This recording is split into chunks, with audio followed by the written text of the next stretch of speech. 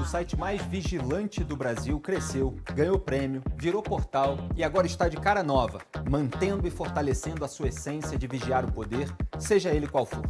O Antagonista expande seu conteúdo de jornalismo independente, estreia programas e editorias, multiplica análises nacionais e internacionais com novos colunistas e aprofunda a cobertura dos fatos com um visual mais leve e prático para você se informar diariamente e refletir ainda melhor sobre o mundo real e o rumo dos acontecimentos. Quer também uma opção para o fim de semana? Toda sexta-feira, uma edição repaginada da revista Cruzoé traz dicas de cultura e crônicas irreverentes, além de artigos e reportagens especiais sobre os principais assuntos da atualidade. Vamos juntos furar as bolhas de desinformação e propaganda para expor a realidade como ela é. Nunca foi tão fácil entender o que está acontecendo. O Antagonista, jornalismo vigilante. Eu preciso construir uma narrativa para destruir o inimigo. Que é vingança. Estou aqui para me vingar dessa gente. Pretendo beneficiar o filho meu, sim. Por isso, vou interferir. Salve, salve! Eu sou Felipe Moura Brasil, sejam bem-vindos ao Papo Antagonista. Hoje é segunda-feira, 5 de agosto de 2024. Estamos na BMC, nos canais de TV 579 da Vivo ou 563 da Claro, além do Sky+. E você também pode assistir a esse programa, o Papo Antagonista, no canal de O Antagonista no YouTube. E hoje temos a participação de Pedro Cerise, publisher de O Antagonista, sócio fundador da gestora Scopus e sócio proprietário da Invi, plataforma digital de finanças. Boa noite, Pedro, seja bem-vindo. Obrigado, é um prazer estar aqui. E aqui comigo no estúdio também, em São Paulo, Duda Teixeira, repórter e editor. Salve, Duda. Salve, boa noite. Muito bem, vamos aos destaques de hoje. O dia de fúria nos mercados, os novos capítulos da farsa eleitoral promovida por Nicolás Maduro na Venezuela, eleições nos Estados Unidos, a enrolação de Kamala Harris sobre a inflação. Israel elimina ministro da Economia do Hamas em Gaza. Tudo isso e muito mais você acompanha nesse programa que é de segunda a sexta, das 18 às 19 horas ao vivo. Lembrando que íntegras e cortes ficam disponíveis no nosso canal de YouTube do portal O Antagonista. Ali na aba Playlist, você clica em Papo Antagonista com Felipe Moura Brasil, tem todo o nosso conteúdo para você compartilhar. Robson, meu compadre, solta a vinhetinha e vamos com tudo. Aconteceu, você fica sabendo aqui. Papo Antagonista. E o assunto agora é o dia de fúria nos mercados em meio a temores de uma recessão nos Estados Unidos e do aumento de juros no Japão. Dados oficiais de emprego nos Estados Unidos apontaram na sexta-feira o aumento do desemprego e a criação de apenas 114 mil vagas de trabalho no país em julho. O resultado ficou bem abaixo da expectativa de 185 mil, reacendendo o receio de uma freada brusca na maior economia do planeta. A Ásia foi afetada inicialmente. A Bolsa do Japão, por exemplo, teve o pior dia em 37 anos. Os índices Nikkei 225 e o Topix registraram quedas acima de 12%. A Europa também foi atingida. O índice pan-europeu, fala aí, Pedro, como é que se fala esse nome? Stocks 600. É o Stock 600, as 600 maiores empresas da Europa. Que beleza. Fechou em queda de 2,17%. Em Wall Street, ações das Big Techs caíram até 6%, caso da Nvidia, e o S&P 500 encerrou o dia em queda de 2,98%. A Ibovespa fechou no vermelho em 0,46% após recuar mais de 2% na mínima do dia. Além disso, o dólar fechou a R$ 5,74, o maior patamar desde dezembro de 2021. E eu passo a palavra a ele, Pedro Cerise, que nos dá a honra da sua participação hoje nessa bancada, que ele vai detalhar aqui esse dia de fúria nos mercados. O que você destaca, Pedro? Eu acho que foi um dia, acho que culminou com uma série de eventos, né, que levaram essa abertura, principalmente a parte da manhã foi bem pior, principalmente no mercado brasileiro, do que o fechamento, né? As pessoas terminaram o dia aliviadas com apenas 0,5% de queda, aproximadamente 0,5% de queda no Brasil. Depois de ter visto cair a bolsa em 12%. Então eu acho que como acidente aéreo, né, quando você vai estudar, todo mundo vai tentar arrumar uma explicação porque caiu, mas não foi uma coisa isolada, foi uma sequência de eventos, né, que começou já na semana passada, quando teve uma alta na taxa de juros japonesa. Aparentemente não era nada significativo, era a reação inicial das pessoas, mas aquilo começou a gerar um efeito em cadeia, onde os bancos japoneses começaram a liquidar ativos, né? Lembrando que os japoneses, depois de, sei lá, quase mais de 3 décadas de taxa de juros zero, eles exportaram capital para o mundo inteiro para ter algum rendimento. Quando começa a ter um aumento de taxa de juros no Japão, esse dinheiro começa a voltar. Isso começou lá na semana passada, de pouquinho em pouquinho. As moedas do mundo inteiro começaram a ficar fracas, as bolsas do mundo inteiro começaram a cair, até o Bitcoin começou a cair, né? Então teve... e foi criando. Na sexta-feira, você teve mais um evento que poderia, no passado, ser considerado positivo, que foi uma desaceleração do mercado de trabalho, mas aparentemente foi uma desaceleração forte demais, já indicando que os Estados Unidos pode já estar entrando numa recessão, num período politicamente muito sensível.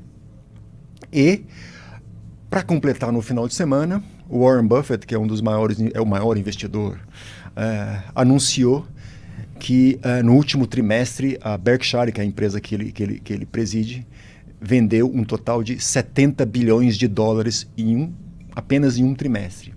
A Berkshire hoje tem 257 bilhões de dólares, que é quase a reserva líquida do Brasil, né? E para quem entende a história, isso é um sinal claro que ele está preocupado, né? Isso se somou a essa série de eventos e já durante o final de semana, né, você já viu os mercados futuros que começaram a abrir caindo 6%, 7%, Bitcoin caindo 12%, Nikkei caindo 12%, então já sabia que a gente ia ter um dia muito tenso. E o VIX, né, que é o índice que mede o preço das opções, que é o preço de você comprar seguro, né? Muita gente chama, eu não acho um bom termo, índice do medo, que estava negociando a 12%, 13% ao ano, abriu hoje de manhã 61%. Então, assim, era um mercado absolutamente em pânico. E durante o dia, como nada de novo aconteceu, né? Aqui no mercado brasileiro a gente acabou acalmando um pouco. O dólar chegou a bater 5,80 na parte da manhã, recuou um pouco na parte da tarde. Eu vi ontem que tinha um receio muito grande das pessoas que monitoraram esses acontecimentos de que o dólar disparasse no Brasil. Só que o dólar já estava disparado, né? Ele já estava ali a 5,75, variando 5,73. Então ele bateu 5,80, mas não passou disso. Não passou. Eu acho que já tinha tanto investidor apostando contra o real, né, que quando esses investidores foram obrigados a zerar a posição, eles tiveram que vender dólar e não comprar dólar aqui no Brasil. E isso eu acho que teve um pouco também pelo efeito do mercado mexicano, né? Que, vamos dizer, está começando aí uma gestão Dilma deles, né, com uma série de mudanças, então já estão antecipando um futuro não tão tranquilo para o México, né? E como a moeda mexicana estava desvalorizando 2,5% no mercado futuro em Nova York, onde ela negocia, eles estavam prevendo alguma coisa parecida no Brasil e acabou não se concretizando. E qual é a expectativa para os Estados Unidos agora, na sua visão? Os Estados Unidos, ele saiu de uma discussão de quando se começariam os cortes de juros para uma discussão de quantas vezes vão cortar os juros, né? Então, quando acontece esse tipo de movimento como hoje, as taxas de juros americanas caem, né? E caíram bastante. Semana passada, a taxa de juros para 10 anos nos Estados Unidos estava em torno de 4,20, né? E hoje de manhã chegou a 3,70. Isso é super relevante. Só lembrando que foi justamente quando essa taxa de juros bateu 4,70 há um pouco tempo atrás, que o presidente do Banco Central, Campos Neto, fez um discurso super preocupado, dizendo que seria muito ruim para o Brasil quando a taxa de juros americana subisse. Bom, a taxa não só subiu, como vai cair, né? Então, desse ponto de vista, acaba sendo positivo para um afrouxamento monetário do resto do mundo. Eu acho que o mundo passou de um período de preocupação com inflação e agora a gente está entrando num momento de preocupação com recessão. Doutor Teixeira, quer fazer alguma pergunta aqui para o Pedro? Eu vou aproveitar. Fica à vontade. Acho que o brasileiro está com muito dinheiro em renda fixa, né? Uhum. Esse dinheiro é melhor deixar na renda fixa? Aí já está querendo uma consultoria, hein? Ao vivo aqui. Olha, o que tem no Brasil para o brasileiro, né? Graças a um trabalho bonito aí dessa combinação, essa guerra entre vamos dizer, presidente da República, né, que é o grande porta-voz, e o Banco Central, ele provoca um mercado de taxa de juros muito elevada. O discurso do governo em relação ao fiscal é um discurso que acarreta uma taxa de juros muito boa para quem não faz nada, né? Então, realmente, se você não fez nada até agora, eu acho que agora não é hora de você mudar muito, entendeu? Então, você só pode escolher, né? Você pode escolher no menu o que você prefere, entendeu? E Pedro, que diferença faz hoje todo esse mundo globalizado, esses mercados conectados em relação ao que era antes? Como é que você explica assim, para as pessoas leigas nesse assunto por que um acontecimento no Japão tem uma influência direta, inclusive sobre o Brasil, embora você tenha falado aí que houve uma amenização nessa turbulência, mas toda hora a gente vê problemas em determinados mercados gerando aí uma preocupação mundial? Olha, as finanças globais, elas são tão complexas que quando acontece uma crise, os próprios bancos centrais ficam preocupados que eles não conseguem prever quais são as ramificações. Mas você imagina como um exemplo muito simples, certo? Você chega ali meados dos anos 90, o Japão coloca a taxa de juros a zero e mantém essa taxa de juros a zero durante muito tempo. Não dando tempo, ele começa a imprimir dinheiro, ou seja, ele começa a comprar toda a enorme dívida pública japonesa e emitindo ienes.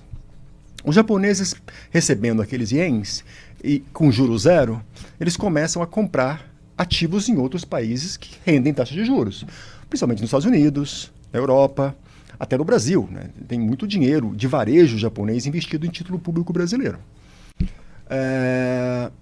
E aí os bancos que fazem essa intermediação também fazem isso, né? Só que eles fazem isso extremamente alavancados. Eles fazem isso 100 vezes o patrimônio líquido deles, né?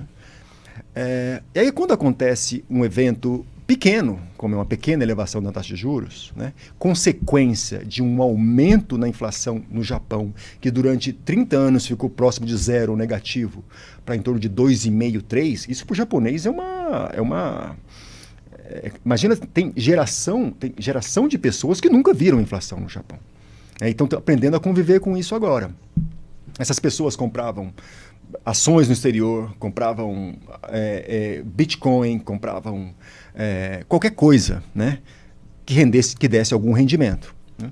Aí quando você começa a ter esses bancos tendo que levantar dinheiro, esses bancos vendem aquilo que eles têm, né?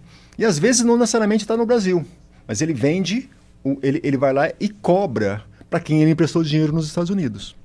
Esse que pegou em dinheiro baratinho do japonês, pegou dinheiro baratinho, o banco americano pegou o dinheiro baratinho do japonês e emprestou para o Brasil, que paga mais caro. Então, nesse dia, o próprio banco americano também, me dá um pouco do dinheiro aqui, e aí esse desmonte de posições acaba gerando esse tipo de movimento como você tem hoje. Mas eu fiz um exemplo muito simples, mas é esse tipo de ramificação, quando você parece que uma coisa muito pequena aconteceu lá no Japão e isso tem um impacto tão grande, é o efeito borboleta, né? Quando um pequeno movimento aqui vai causando outro movimento e de repente você tem um terremoto acontecendo nos mercados globais. Agora, qual é a receita, embora seja impossível a blindagem completa, para um país se blindar ao máximo contra esse tipo de turbulência internacional? Por exemplo, uma das críticas que se faz, e até fiz várias vezes em relação aos primeiros governos do PT, foi justamente não preparar o Brasil para um eventual cenário de crise internacional. Então, o Lula surfou ali no ciclo das commodities, quando baixou o preço no mercado internacional, não veio a arrecadação... Né? Ainda deixou para Dilma isso. Exatamente, né? Deixou para estourar no colo da Dilma, toda aquela filosofia de gasto, então a arrecadação acabava não cobrindo as despesas, o Estado estava muito inchado. Você falou da questão fiscal, até com todo esse discurso de crítica que se faz em relação à falta de responsabilidade fiscal do governo Lula. Essa é uma preocupação assim, primordial? Existem outras que um país pode fazer para não se deixar afetar por esse tipo de turbulência? A melhor maneira de você se isolar de uma turbulência é não precisar, né, do favor dos seus credores, né? Se você é um país que gasta mais que recebe, você tem que se financiar, e no caso do Brasil tem que se financiar muito caro, né? E conta com receitas, né, que são expectativas.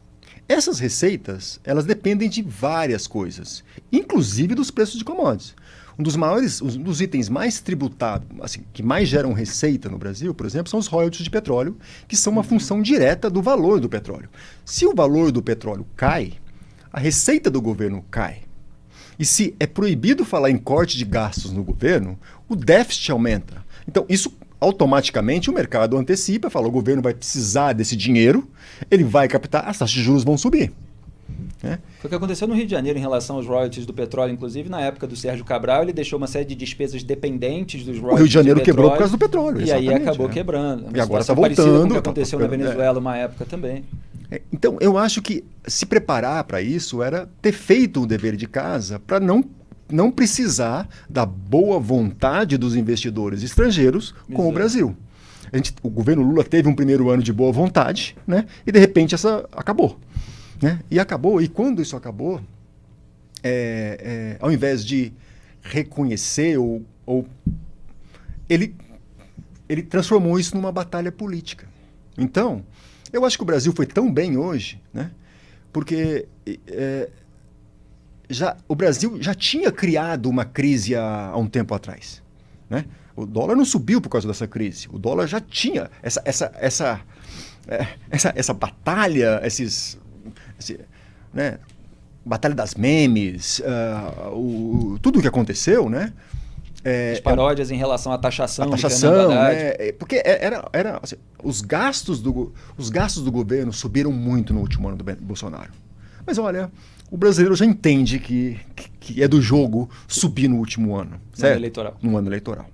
Agora, o brasileiro não entende que no primeiro ano do mandato, você aumente, esses gastos já tinham subido em 10% real. Isso é absolutamente assustador.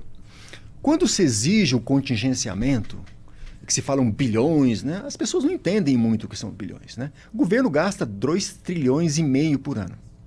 Então, se estão pedindo para o Haddad contingenciar 25 bi, e ele diz que só consegue 15, a gente está falando de 1% de corte. Então, toda essa guerra, tudo isso é para 1% de corte. E não é 1% de corte de um orçamento apertado, é 1% de corte de um orçamento que cresceu 16% total e 10% real de um ano para o outro. É muito fácil, seria muito fácil, se não fosse essa postura de agressividade desnecessária com esse inimigo, né, ou mercado. Doutor Teixeira? Pedro, supondo que os Estados Unidos entrem numa recessão, os americanos vão sentir o impacto disso antes da eleição ou depois? Eu acho que você só percebe a recessão depois que ela já passou. Assim, ela já está em andamento. Né? A definição técnica de recessão são 2 trimestres de desaceleração. O último trimestre americano, medido, foi o primeiro, ainda estava crescendo 2%.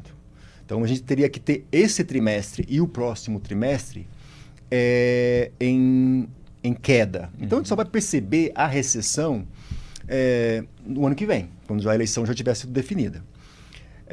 Mas as pessoas sentem a recessão antes, né? No dia a dia. A velocidade de arrumar um emprego aumenta, né? Aquele número de pedidos de desemprego, a oferta de novos empregos. Então, as pessoas começam a se sentir um pouco mal. E isso é muito mais verdade quando, ao mesmo tempo que está acontecendo a recessão, você está tendo um período de inflação. Né?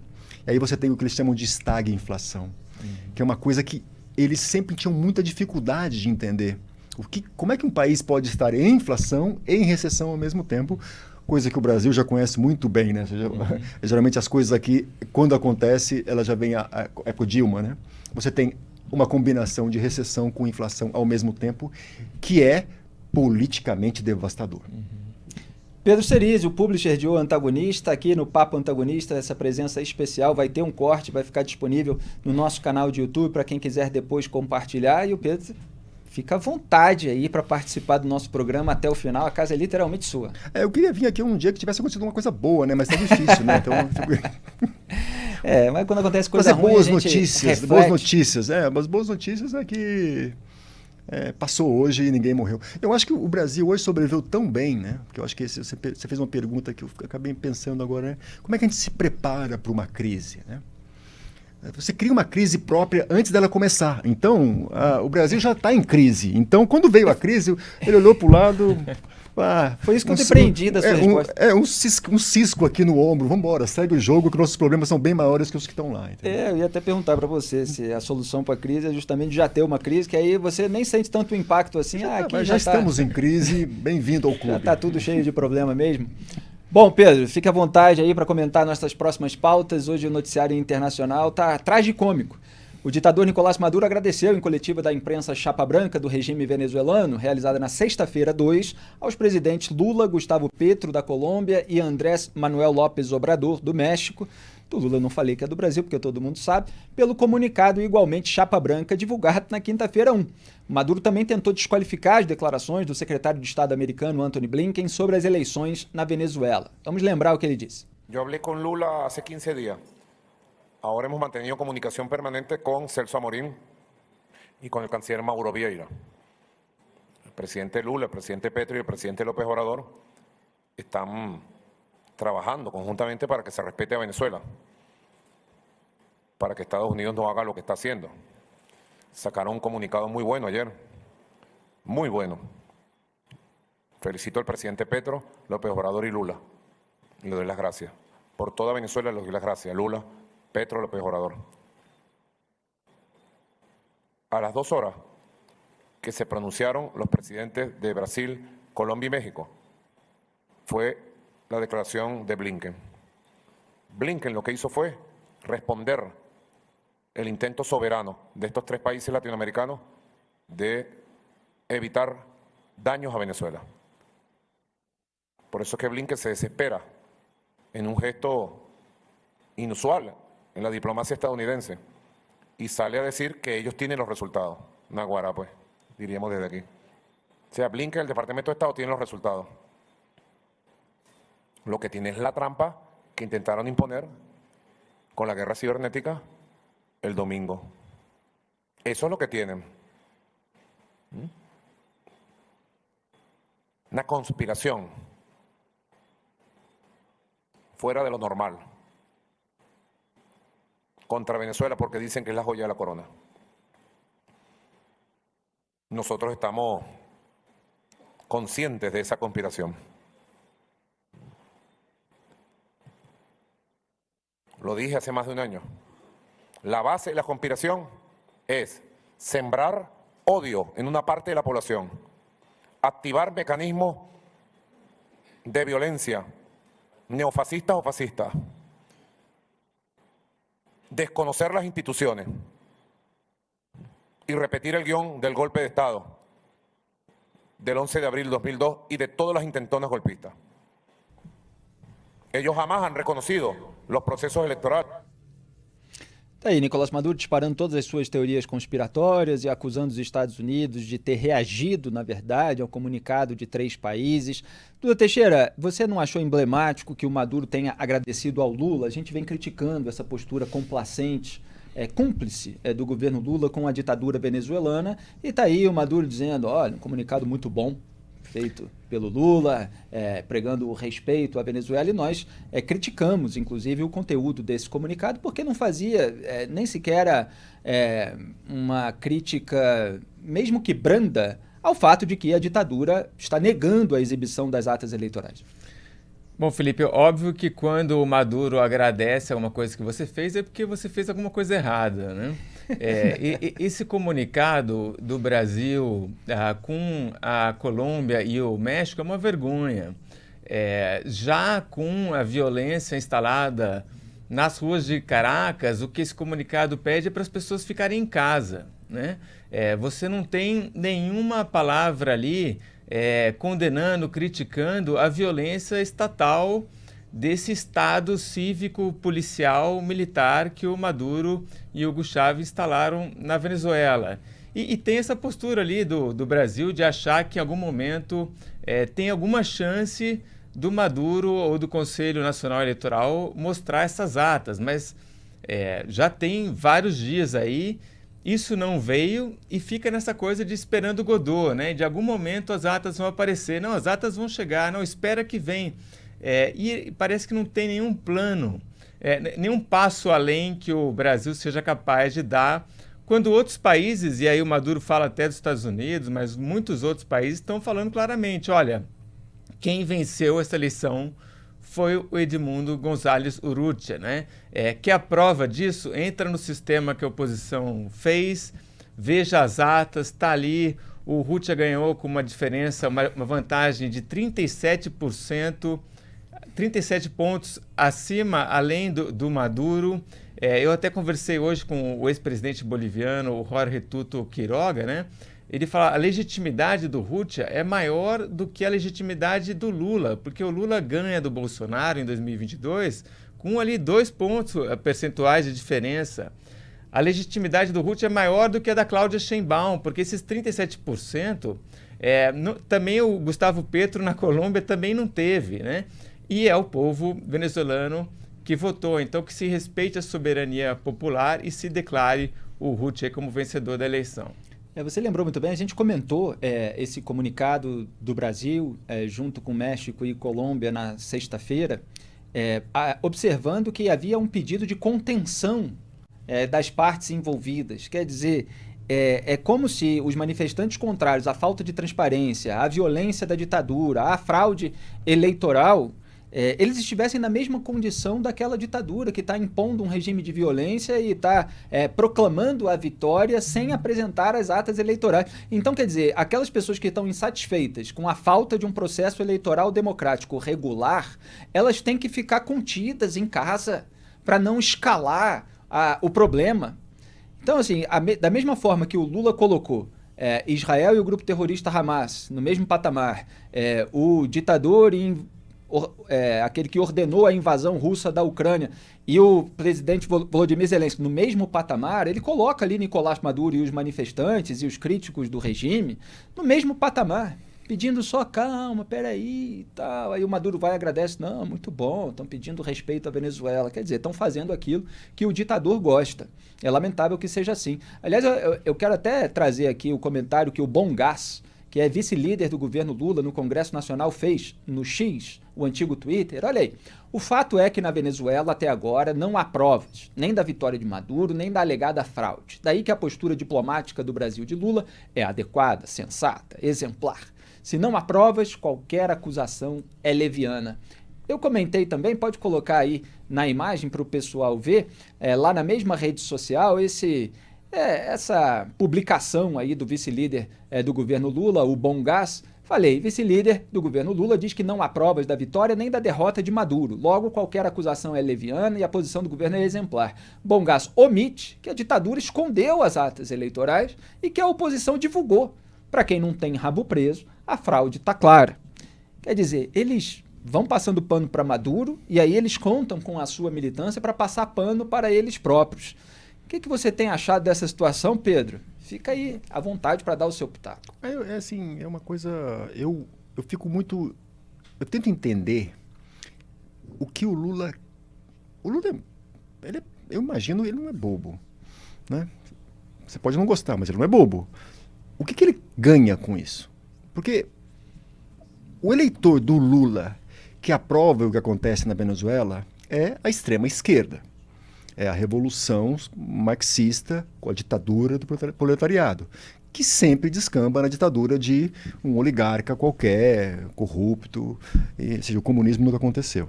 Então, esse voto é sempre do Lula, né?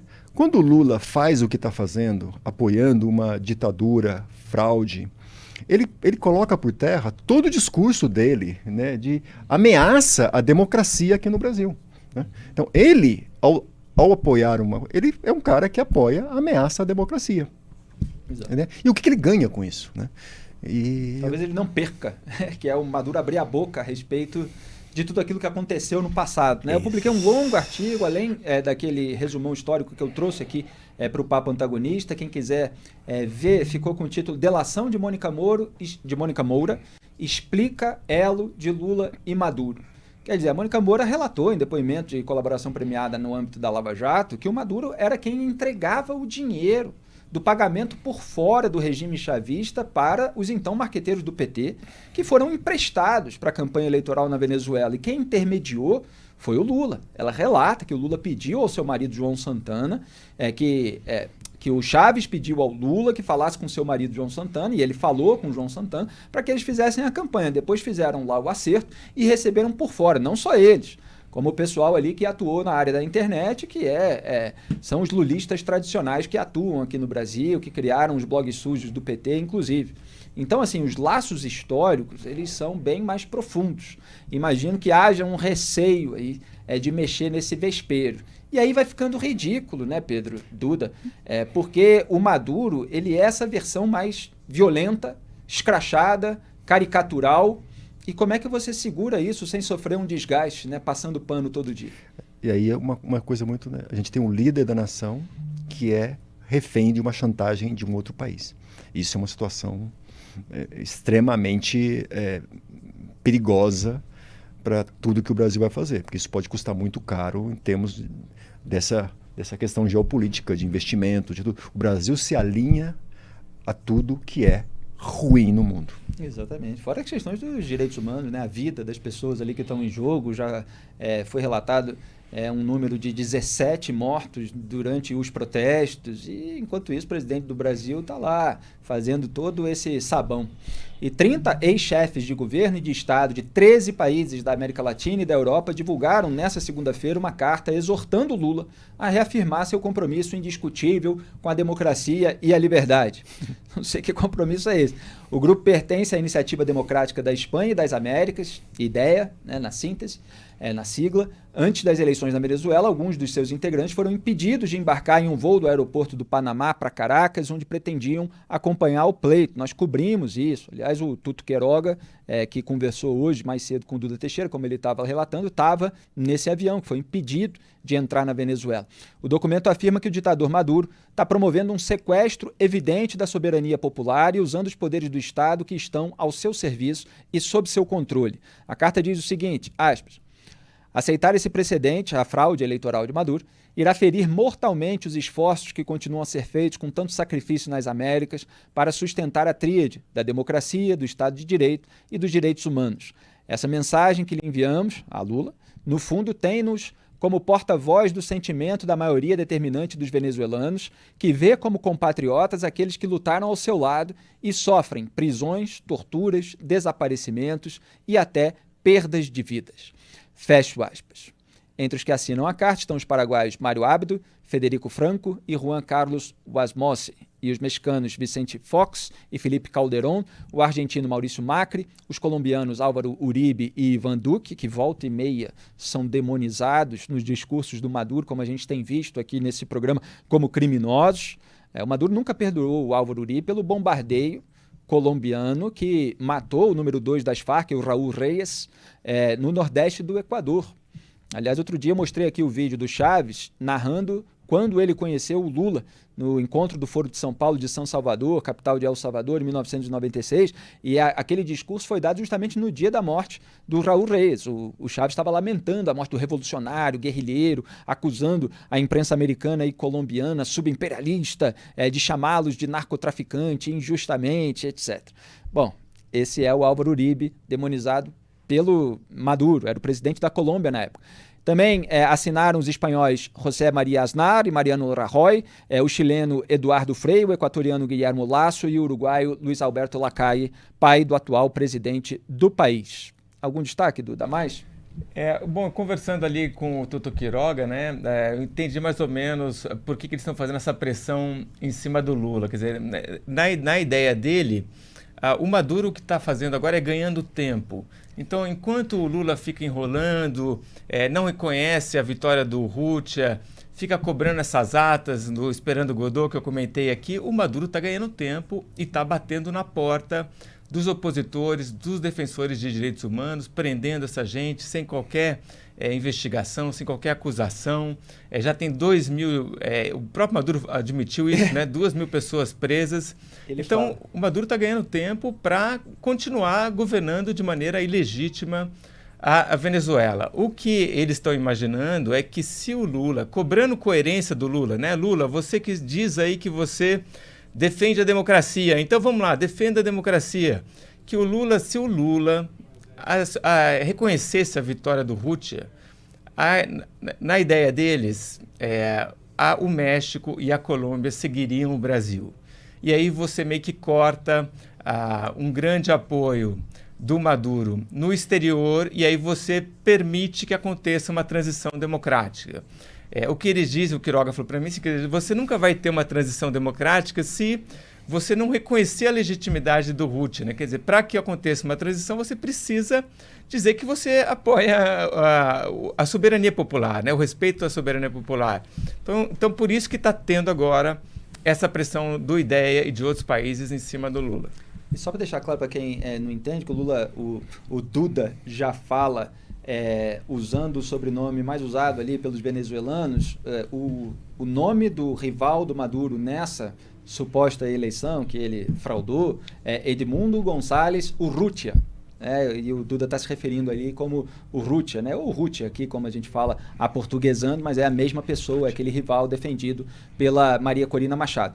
E o Lula viajou ao Chile para se encontrar com o presidente Gabriel Boric. Ele foi vaiado, Lula, nessa segunda, durante um ato oficial em Santiago. E o Celso Amorim, assessor especial da presidência, aquele com quem o Maduro disse andar conversando, estava nesse grupo. Vamos acompanhar. El presidente de la República Federativa de Brasil, excelentísimo señor Luis Ignacio Lula da Silva, procederá a presentar una ofrenda floral ante el monumento ecuestre del libertador Capitán General Bernardo O'Higgins Riquelme.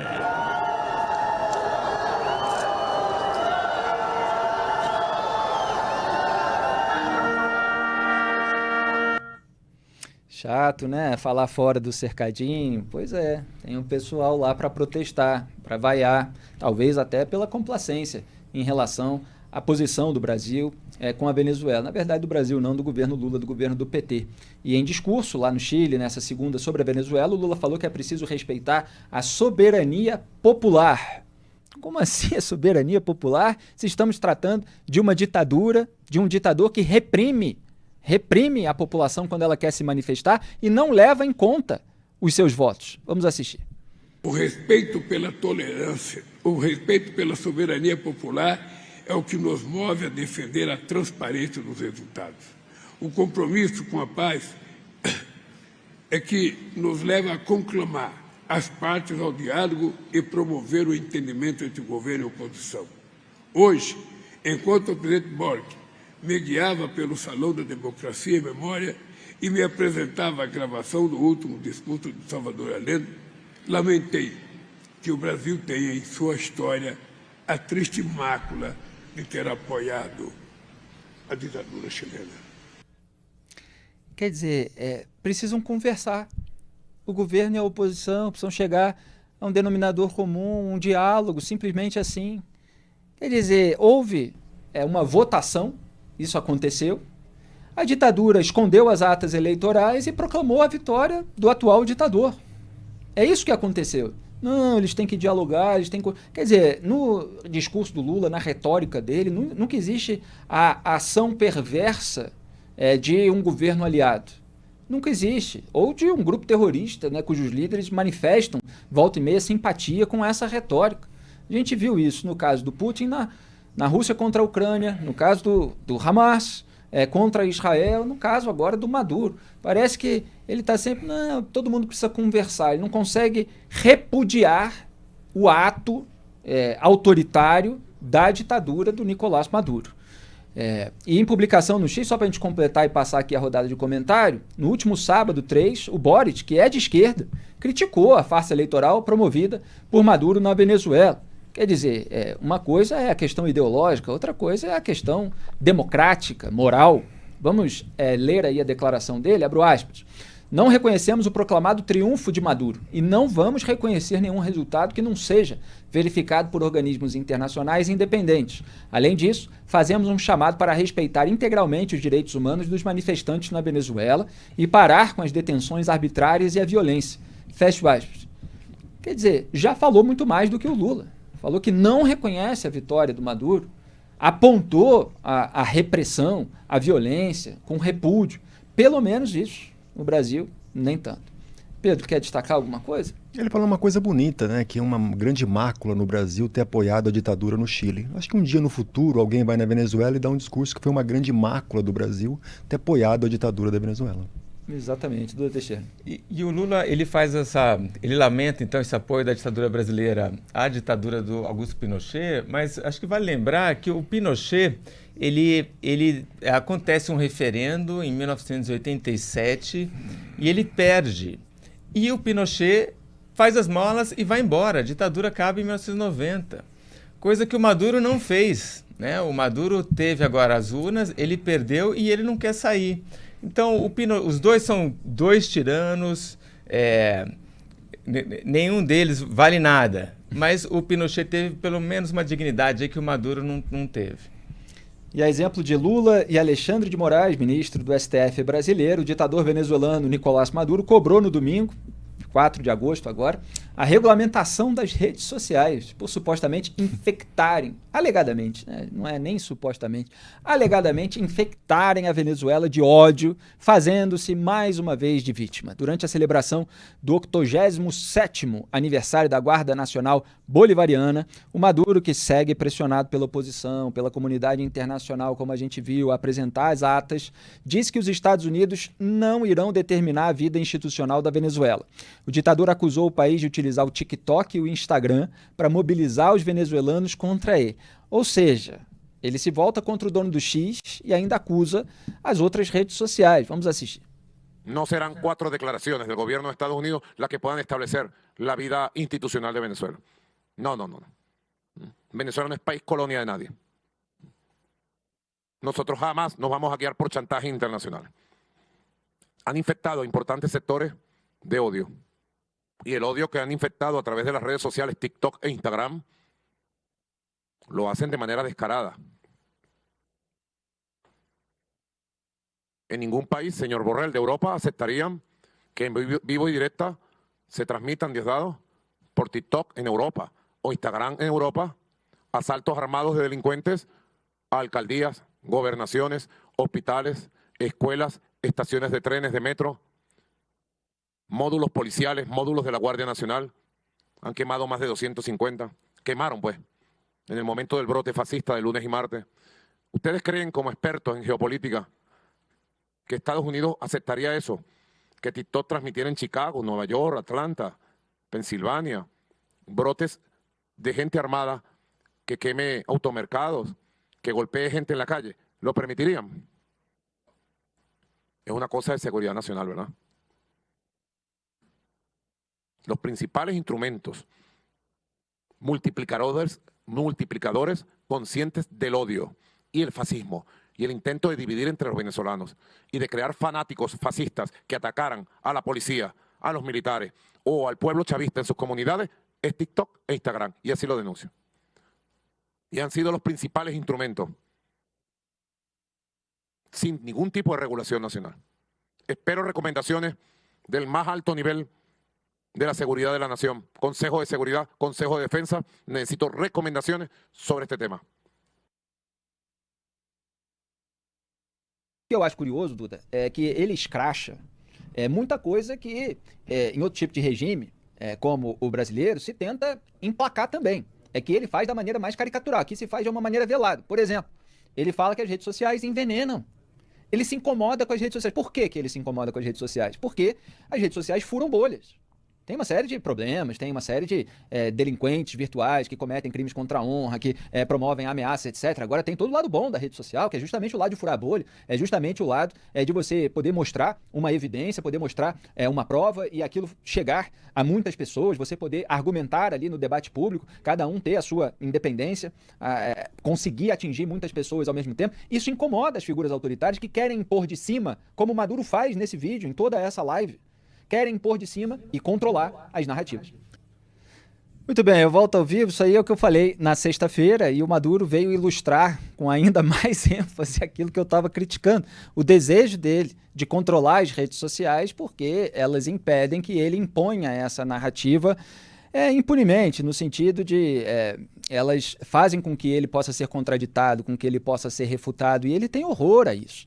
Olha só o que ele fala a respeito dos opositores, dos manifestantes. Ele trata como se fossem terroristas do Hamas, do Hezbollah, como se estivessem na rua matando todo mundo, agredindo as pessoas, e aí ele vai para uma narrativa absolutamente teoria conspiratória. Esse pessoal está aí queimando, agredindo as pessoas, os militares, os policiais. Ele vai mentindo, mas assim numa velocidade sem o menor pudor, sem o menor escrúpulo. E ele também acusou o dono do X, o Elon Musk, tô falando quase igual o Maduro já, tô assistindo tanto aos vídeos de Musk, ele ainda altera a voz ali naquela hora, de representar uma das seitas satânicas do poder americano que articularam outras seitas como a do presidente da Argentina, Javier Milei, e dos demônios fascistas. É o termo usado pelo ditador para demonizar literalmente opositores e manifestantes na Venezuela. Vamos acompanhar.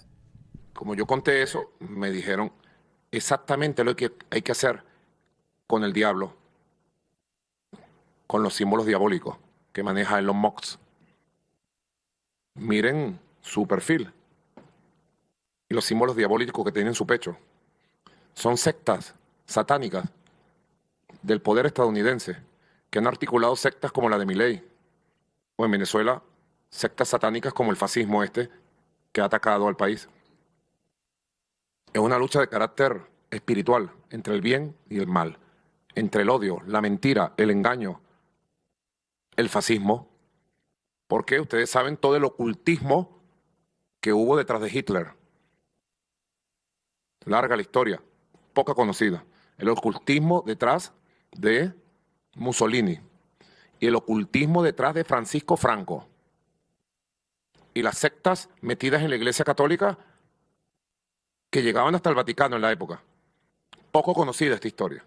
Lo cierto es que es una lucha de carácter espiritual entre la espiritualidad profunda en Cristo nuestro Señor, la espiritualidad profunda de esta Venezuela noble y bella, y grupos satánicos.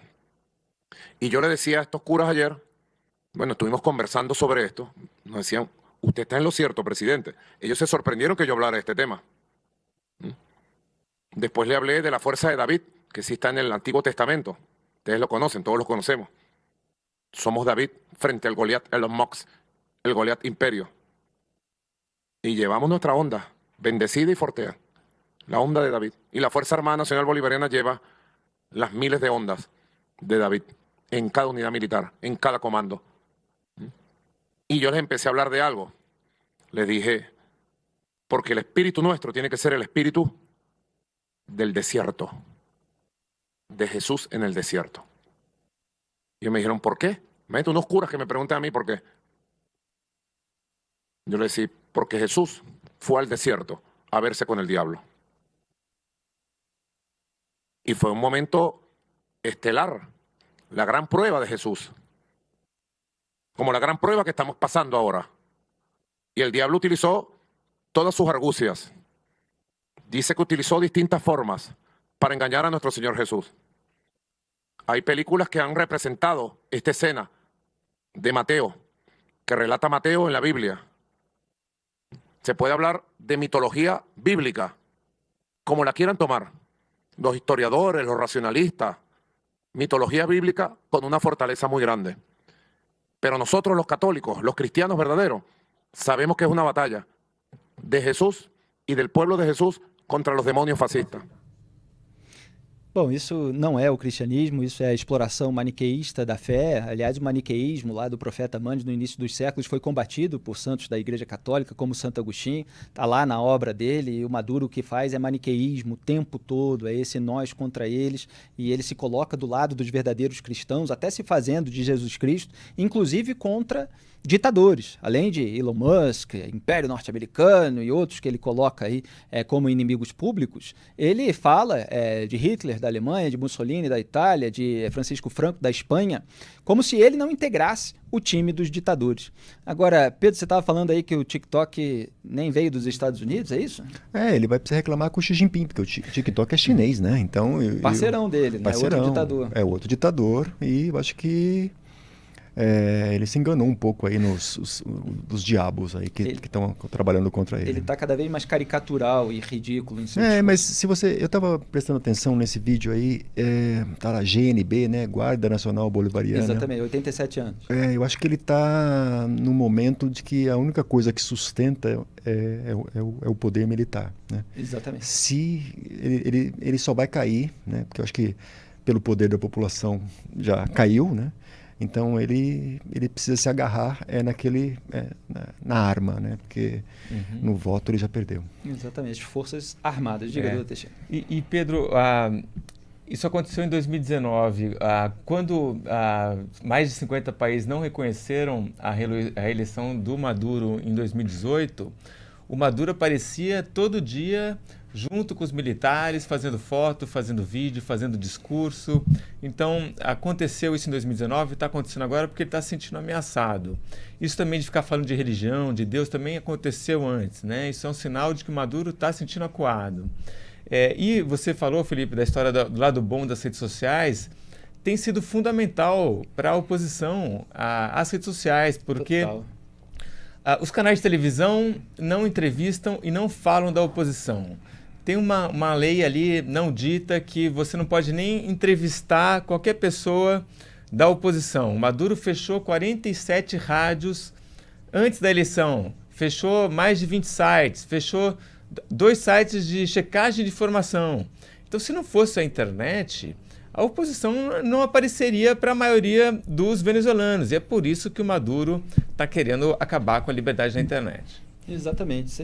Isso acontece em diversos tipos de regimes autoritários, independentemente do grau do autoritarismo. É claro que quanto mais dura for a ditadura, é pior, porque aí ela fecha mesmo canais de TV e rádio. O que acontece no Brasil a gente sabe, são aqueles escambos de verba de publicidade de governo, ameaça velada de retirada de concessão, telefonema de autoridade pública para dono de veículo, etc. E aí quando você tem toda uma imprensa chapa branca, o que incomoda as figuras poderosas do país? É a rede social.